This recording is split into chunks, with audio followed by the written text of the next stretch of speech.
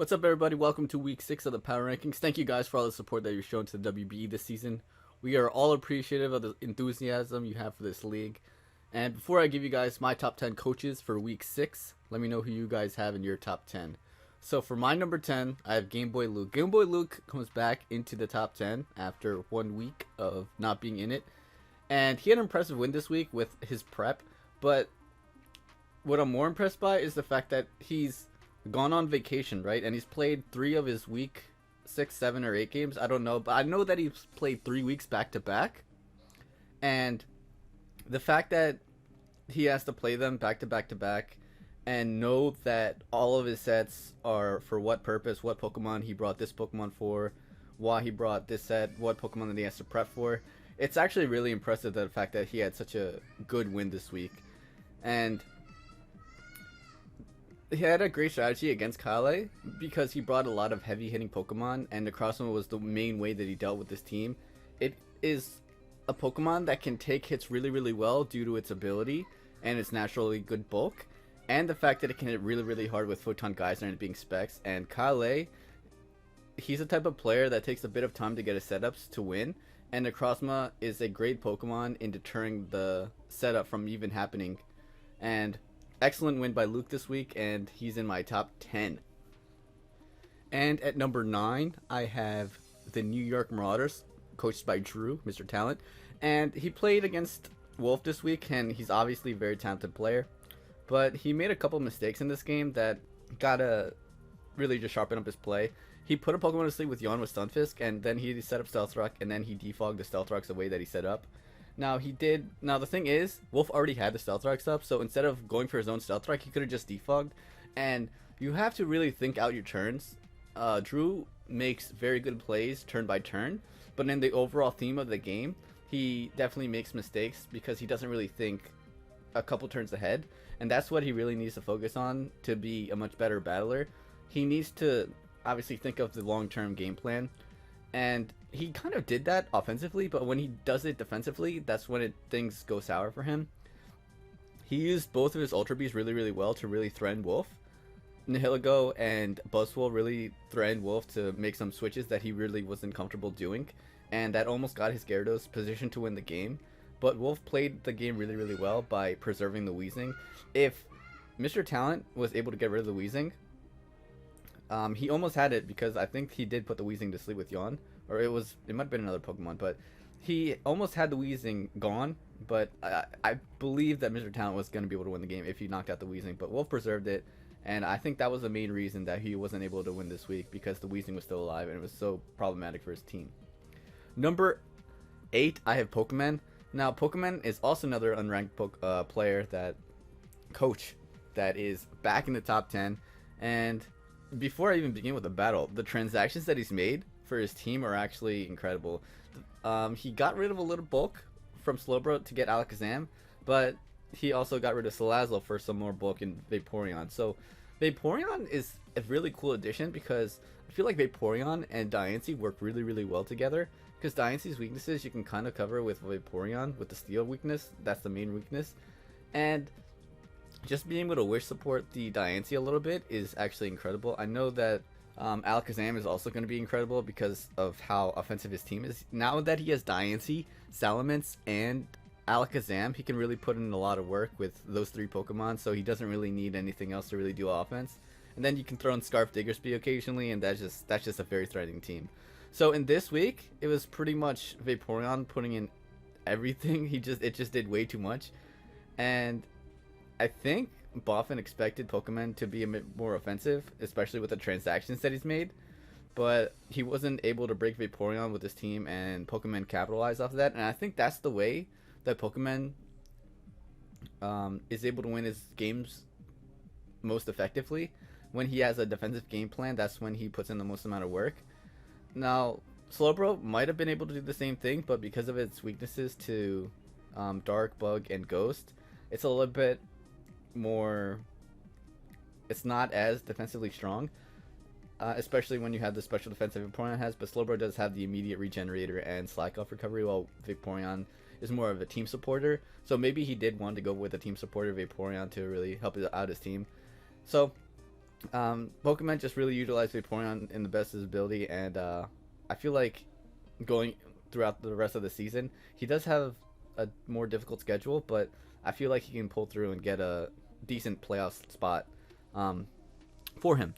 So at number 6, I have Under the Radar, and when I saw the team preview, I thought that Zygarde was just going to be able to win. Tup didn't bring the Glass Guard, which was his only source of recovery and his best answer to Zygarde, and it was kind of funny how when I was watching Under the Radar, he said that Darmanitan wasn't going to be very important, and it was not his win con this game. When he brought in the Musharna, which when he said that, I was like, okay, this is true. But like after you watch the game, and you're like, wow, he really said that, and it actually did the complete opposite of what he said. He just put in too much work, and I found that pretty funny. There were a few plays that I didn't like that he made. So when he had the Superior versus the Musharna, I feel like the Superior was going to be able to beat the Musharna one-on-one, but outside of a crit, of course. But he decided to just go for the damage, which I did not agree with, because if he just got rid of the Musharna that turn, or not that turn, but through those sequences, then he was forced to reveal his Scarfer because Superior naturally outsped everything on his team. And I'm pretty sure the Superior could have beaten the Musharna one-on-one, because not only does Overgrow Leaf Blade do more damage than Z average, which he was in a position to overgrow Leaf Blade his Musharna, because I think it does like 5 to like 7% more. And not only that, but like if you Leaf Blade twice, you have 2 chances to crit that are higher than normal, obviously. And I don't know, I feel like it just forced the Scarf Pokemon to come in, because Leaf Blade does more damage than Dazzling Gleam from Musharna, because of the like he can't go for Psyshock, and that's his stab, and Leaf Blade is stab. Even though Musharna has better special defense than Superior has special defense, or Musharna has better defense than Superior has special defense, so Musharna does have that advantage, as well as the fact that it has leftovers, but Superior's was already 1 boost ahead and is faster, so it was definitely going to be able to beat the Musharna one-on-one, outside of a crit, of course. And knocking out the Musharna forced the Scarf Pokemon to come in, like I said. And by bringing in the Scarf Pokemon, it allowed Zygarde to get a boost. And Zygarde could potentially get 2 boosts on the Pokemon, on the Scarf Pokemon, or on the Pokemon that he brings out after. So he could have got a Dragon Dance, he switches out, and he could have Dragon Dance again. Is what I'm saying. Unless, like, because the thing about his Zygarde is that his Zygarde cannot be taken out by one hit from any one of his Pokemon. It lives in Adamant Dragon Claw. Obviously, if it has Outrage, which would be really, really bad. Even if he goes for Outrage, then he can easily just go to Stack Attack or something and be able to knock it out with Stone Edge or something like that. Like, the Zygarde was in a prime position to win that game if the Musharna was gone, which he easily could have done. Like, the Hariyama was weakened, Musharna likely would have been gone, and it might have been the same scenario where he went for Destiny Bond to knock it out, which this is another thing that I didn't like how he did. He should have Dragon Danced again, either on the Roserade or against the Miss Magius. However, I can understand why he didn't want to go for the Dragon Dance again, because if he was bluffing the Scarf, then he would have just been able to knock it out. And if he wasn't bluffing the Scarf, he could have got Will-O-Wisp potentially, and then that would have been pretty bad for him. Like, if he just Dragon Danced again and he got Will-O-Wisp, that would have not been good for him. Overall, I felt this game should not have been this close. Zygarde is just way too powerful and strong and resilient that he should have been bringing it every opportunity that he had. And like I said in the beginning, when I saw team preview, Tup had no recovery on his team outside of maybe like Roost on... He had recovery on Musharna, and he might have had Roost on Charizard. So, like, every opportunity that you have, you should probably go out to Zygarde and be able to just whittle down his team. And he has a very good team, Under the Radar does, but I feel like he's not using Zygarde to his full potential.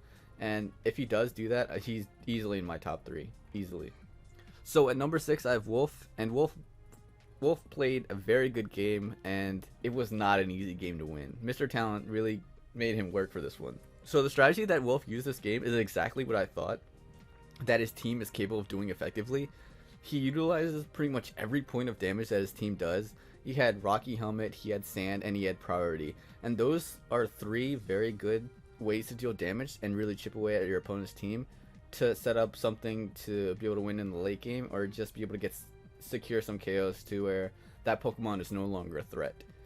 So Blastoise has Aqua Jet to pick off weakened Pokemon. which he did with Gyarados and Hiligo. Rocky Helmet and Sandstorm puts those Pokemon in range of the priority of the Aqua Jet.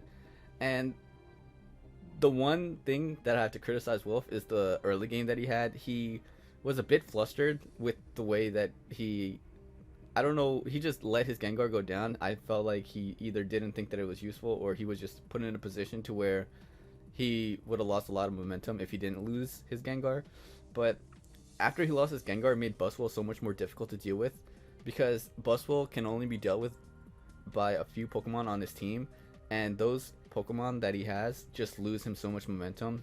It's like Weezing and Blastoise might not even be able to knock out the Buzzwole, and it could also take damage unnecessarily to where something else on Mr. Talent's team would be able to knock it out. So just losing momentum from going into Weezing is not good, so maybe still having the Gengar available would have been very good for the Buzzwole. But overall, I really like the way that Wolf positioned himself. He utilized every resource he had to win the game, from saving Weezing for Buzzwole or maintaining his sand for Excadrill. He really had the end game in mind when he was setting it up. So excellent game by Wolf. So at number 5, I have Leo, and Leo got his first defeat this week, but it was to an undefeated player, so I can't really fault him too much for that. The Reuniclus set that he had was interesting. It was very reliant on Gator not having strong physical attackers or Calm Mind Pokemon, because it was especially defensive. He also could just wait for those Pokemon to go down, but that's a really weird strategy because of the rest of his team. So this was the second week in a row where he essentially just sacked Steelix to do just explode with it without setting up rocks, and it was on a water type. So I'm not too sure of why he really can't deal with water types that well, where he has to explode with Steelix to just do that little bit of amount of chip damage. And the other mistake that he made was, like, he just kept going back and forth from Muck and Silvally, and it just wasn't effective because he didn't do any damage to the Keldeo at that point, and it just let his Pokemon take unnecessary damage, and Gator was able to secure a kill and deal damage without taking any damage from his Keldeo, and it was still at +1. So it did give Leo momentum, but it wasn't really that effective. Leo has a tough part of his season. The second half of the season is a little bit more difficult than his first part, so he has to be more methodical in the way that he plays. He can't really be making these mistakes again. So he's gonna stay in my top 5, but if he continues to play like flustered like the way that he did against the Keldeo, it's gonna be tough for him to get these W's. So number 4, I have A-Drive. A-Drive unfortunately also suffered another loss. I think he had a great matchup this week, but he didn't really capitalize on it. Usually when A-Drive plays, he isn't forced to make plays on his opponent. He just chooses when he wants to make plays and when he doesn't. But this week, Nexus forced him to make plays by putting his Pokemon on a timer with Toxic. He was able to Toxic the Kyurem, and it forced his Kyurem to really make some really awkward plays of, do I go for Ice Beam, do I go for Earth Power? Ice Beam does a lot of damage to the Zapdos, but I can't do it doesn't deal that much damage to especially defensive Doublade. If I Earth Power the Doublade, and then he goes into Zapdos, that's really bad for me. So like the Toxic damage is still whittling down on the Kyurem. And it really doesn't matter if the Kyurem gets a KO, because it's still taking damage from the Toxic, and there's only a limited amount of time that he has left anyway. So that was a very good game plan execution by Nexus. So the main reason why I think that A-Drive really struggled this week is because he didn't bring the Gastrodon. He wanted to be a bit more offensive by not bringing Gastrodon, but Gastrodon was such a good defensive pivot for his team, and it would have been a very good answer to Zapdos without relying on Kyurem to deal with it. If Kyurem was freed up by not being poisoned by the Zapdos, then it would have been very difficult for Nexus to deal with it. But overall, I think it was mainly more Nexus's excellent play instead of A-Drive's lack of plays that he made that really lost A-Drive the game. Like, Nexus played really, really well. It's not that A-Drive played this week bad, it's that Nexus played really, really well. Number 3, I have Emvee. Emvee was able to bounce back from another loss. That seems like a common theme this week. Like, everyone in my power rank is just bouncing back from losses. And he had a great win over Cybertron. He brought the Sap Sipper Azu with Parasong to deal with Kartana, but it actually helped with other Pokemon. It was able to beat the Slowbro. The Slowbro didn't have psychic coverage, it was actually walled. It had Scald, Trick Room, Ice Beam with Slack Off. He was pretty fortunate that it didn't have Psychic, because otherwise the Slowbro would have been able to beat the Azu. But the one thing that I really like the way that Emvee is doing is that he's using the Ditto really, really well. Now, when you think of Ditto, you're typically just using it to stop sweeps or reverse sweep with it, but the way that Emvee is using it is he's using it as a defensive pivot, and that's one of the most difficult ways to use a Ditto, because you can't really do anything with Ditto. When you use Ditto, you're obviously very dependent on your opponent. Don't really have many options when you use Ditto, obviously, but when you build your team and then you have the Ditto along with it, that really helps out by using it as a defensive pivot. And Emvee's been able to do that really, really well by having other Pokemon that can deal with your opponent's team, and then have Ditto as that bonus Pokemon, that where if your opponent has a regenerator Pokemon, you can just go into Ditto and copy their regen and do a little bit of chip damage and then just get out. And when you pair that up with some of his heavy hitters, like if he brings Azu, that's not a Sap Superset, or Victini, which is one of the strongest Pokemon in the game, Sceptile, which is also pretty strong, etc, etc, that's when Ditto is really, really powerful. Another thing about Emvee is he's one of the few coaches that hasn't made any transactions or trades this season, which I find kind of interesting, because I don't think he has one of the stronger teams this season, but his prep and play has made up for that. And like Leo, he has a tougher part of his season coming up, so he has to continue playing like this if he wants to get a week 1 bye, because Gator's coming right up there. Leo only has 1 loss still. Kelly only has Under the Radar only has 1 loss, so he's got to maintain this, and if he wants to get that week 1 bye for the Shield division. Number 2, I have Gator. Gator continues to show off his incredible prep. The Keldeo set with the 50% berry almost won him the whole game if the explosion dealt a little bit more damage and it procced the berry. But the setup with Zorora was also another awesome win condition. Bulk up, Plasma Fist, close combat coverage is just so good. But he really was never given an opportunity to bring it in. Not because he positioned himself poorly, but because he had better plays available for him. Watching the game, Gator was always prepared for the sets that are the worst case for him, and he's able to overcome that so well.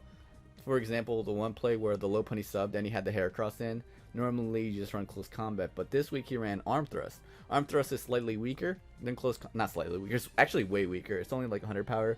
Close combat's 180 after stab. But close combat lowers your defenses, and he's running max HP, max defense, and it goes through substitute. So by being able to Arm Thrust through the substitute, it was able to KO the low punny. And near the end of the game, he didn't know what the Reuniclus set was going to be. Calm Mind, Trick Room, he doesn't know if it has Recover or not, he doesn't know if it's 3 attacks Trick Room, and that's one of the dangerous things about Reuniclus. It doesn't have the greatest coverage. It's going to run Psychic, it's going to run maybe Fighting coverage, Shadow Ball, stuff like that. If you're Calm Mind 2 attacks with Recover, then you're going to get walled by something. If you're Iron Defense Calm Mind, you're also going to get walled by something. If you're Trick Room, you only have 4 turns to really do something. And Gator made a sequence of plays that prevented him from losing to any Reuniclus set. He didn't predict the right Reuniclus set, but nobody's going to be able to predict Trick Room, Psychic, HP Ground, Recover.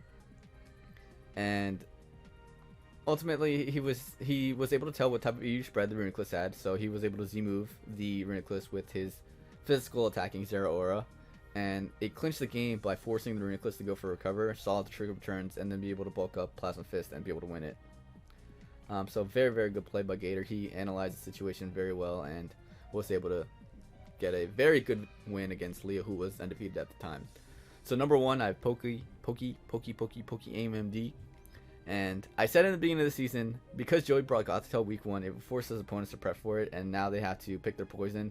Do you prep for Goth and have your team be less effective? Because, like, Goth isn't really that great of a Pokemon if they don't bring it, obviously. Like, your team isn't as strong if you're running Shed Shell and so many Pokemon with U-turn where you don't really want to run U-turn. Or do you not prep for it and have it do so much damage to your team by crippling it with Trick or being able to set up to +6 and be able to win the game? But he didn't bring it, and what what Joey's doing with his Volcarona this season is just incredible. It's actually so good at tier 2, and I'm really surprised that he's using it so well, because it only really has one weakness, and that's obviously the Stealth Rock / Rock weakness that it has, and your opponent can easily just run a couple rock moves, but Joey makes his opponents make plays that seem like they would benefit them, but it actually benefits him in the long term. So there was stealth rocks up on his opponent's side, and the rotom defogged. And Joey didn't mind having rocks up for the rest of the game because he already did the amount of damage that he wanted to do. So he just bug buzzed the rotom. So his opponent could not really switch because Volcarona obviously can just run Quiver Dance and be able to set up as he switches. And it was basically like, do you Volt Switch and not get rid of the rocks? Or do you just defog and get rid of the rocks, but Volcarona takes no damage? And so Ronan went down. It was another good ground immunity going for Scarf Crook to use Earthquake. But it didn't really matter because he won with Volcarona after that. He definitely brought a Celesteela set that really couldn't beat the Volcarona because it had Air Slash over a physical rock or flying move. And Volcarona has way too much survivability for a special attack to be able to knock it out, even if it is stab and super effective. After the Volt got a few Quiver Dances, I think it only got up to +2, but +2 was able to really win the game because nothing Scarf would be able to outspeed it, and everything else just died to +2 special attack moves. And yeah, Joey's just continuing to play really, really well. 6-0 plus 20 plus differential. And after Adri suffered the loss, he is the lone undefeated player in the league after Leo lost to. So thank you guys for watching this week's Power Rankings, and I'll see you guys next week. Peace.